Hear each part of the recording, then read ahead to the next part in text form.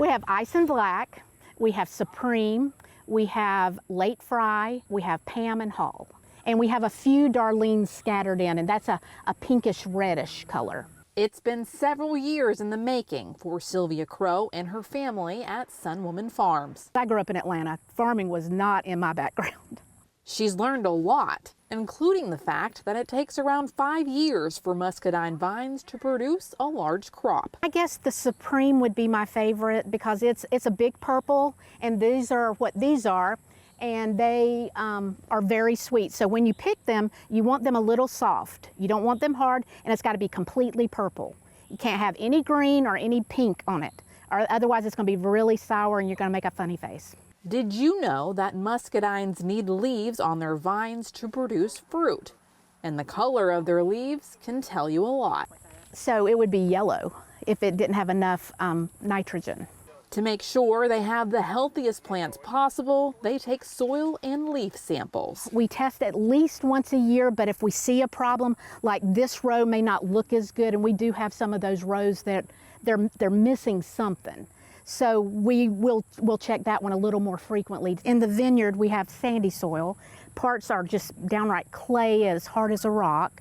And so you've got to add things to it to soften it up and make it a better soil so your product will do better. Fix it first before you plant. That, please, if I learned anything, was to fix your soil before you plant lots of things, because it's much harder to get it right after the fact. If you don't take care of your soil, you will not have crops.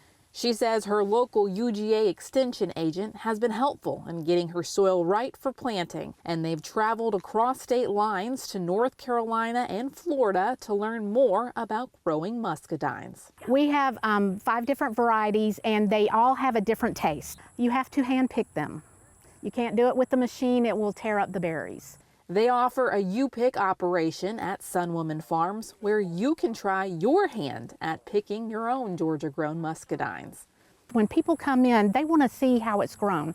We start with a vine. You have to put a cane in, and you have to tape it up so it grows up, and you want the straightest trunk as you can get. After it splits, and how you make it split, you cut the top, it's like you're cutting it off, and it'll fork. And then you secure the arm to the line.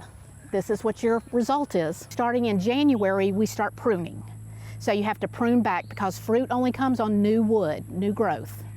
So it's very important to prune. If you don't prune back some of the berries or some of the flowers, you could overproduce, and next year you're not going to have anything. She shared a little trick of the trade, too. If you freeze them or if you put them in cold, it makes the sugars come out a little more as well. So what can you do with muscadines? You can use them for jams, jellies, preserves, or wine.